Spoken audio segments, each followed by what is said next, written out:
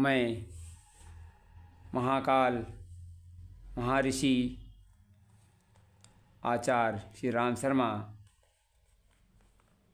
का साहित्य से ये वीडियो प्रस्तुत कर रहा हूँ। देवर्षि नारद से भगवान कहते हैं, हे देवर्षि नारद, प्रज्ञा पुराण की कथा का आप प्रचार कीजिए, तभी जन का कल्याण होगा। देवर्षि कहने लगे, हे प्रभु, मैं आपकी सहायता कैसे करूं? आप कुछ ही बताइए।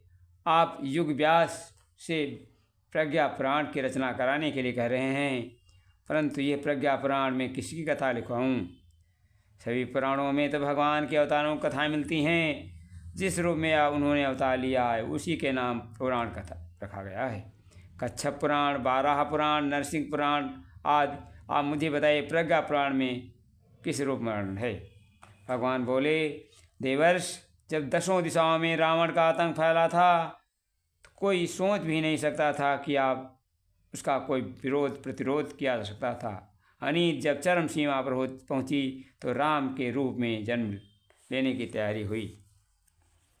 देवताओं ने एकत्र होकर ब्रह्मा जी के भिन्न भिन्न रूप में धरती पर जन्म लेकर अवतार योजना की पूर्ति व्यवस्था की और रीछ, वानर, गिद्ध इन जागृत वरिष्ठ आत्माओं के रूप में उभरे और अपने शौर्य साहस का परिचय देते धर्म युद्ध सहायक हुए। हे देवर्षि नारद, जब आतंक को चीरते हुए अप्रत्याशित रूप से सत्साहस उभरे, समझना चाहिए देवी चेतना काम कर रही है। अपना आदर्शवाद को सदैव अपनाना और दुस्साहस का परिचय देते हुए अनीत के विरुद्ध संघर्ष करना चाहो, कांटे का सौदा नहीं होगा। हे ऋषिराज, आप बहुत भोलेपन हैं के साथ हमारे अवतार के रहस्य जाना चाहते हैं। सचमुच आप बहुत चतुर हैं, किंतु मैं, भगवान कहते हैं, इस अवतार में लेने का स्थान नहीं बताऊं, क्योंकि द्वापर में मैंने जब बता दिया था कि मैं देव की पुत्र बनकर पृथ्वी पर आऊँगा तो आपने भेद कंस को बता दिया था।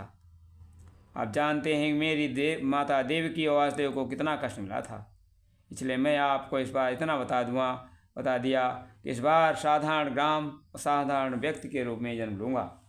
इस बार कोई मेरे हाथ में अस्त्र शस्त्र नहीं होगा, बस प्रेम और करुणा का संदेश लेकर आऊँगा। हे नारद जी कहने लगे, हे प्रभु, आप कृपा करके बताइए, आप कहाँ अवतार लेंगे? ऋषि की विनीत वाणी सुनकर करुणा निधि ने यह बात कही, जिस भांति जगत का हित होगा ऋषिराज करूँगा कार्य वही। तुम समाधिस्थ पर अब हो जाओ, तुमको अब सब कुछ समझाता हूँ। आयोजित जहाँ पर प्रज्ञा सूत्र में वहीं तुम्हें ले जाता हूँ। जो महाप्राज्ञ ने समझाया उस ब्रह्म विद्या का सार कहो, फिर उसमें हृदयंगम कर जन जन में उसे प्रचार कहो। साधारण जन से भी सुन उसको नई दिशा पा जाएगा, अपने स्वरूप में समझ सभी मन हर्षित हो जाए। समाधिस्थ नारद हुए हरिचरण ध्यान, परावाणी में दिया प्रभु ने प्रज्ञा क्या ज्ञान। भगवान ने कहा है, देवर्षि, अगर प्रज्ञा पुराण की कथा को जानना चाहते हो तो आप समाधिस्थ हो जाए। सुनिए, मैं आपको उत्तराखंड के हिमाचल अरण्यक में ले चलता हूँ। और उन्होंने, भगवान कहते हैं, एक संत एक गणिका को साध्वी बनाने का पाठ प्रारंभ कर दिया।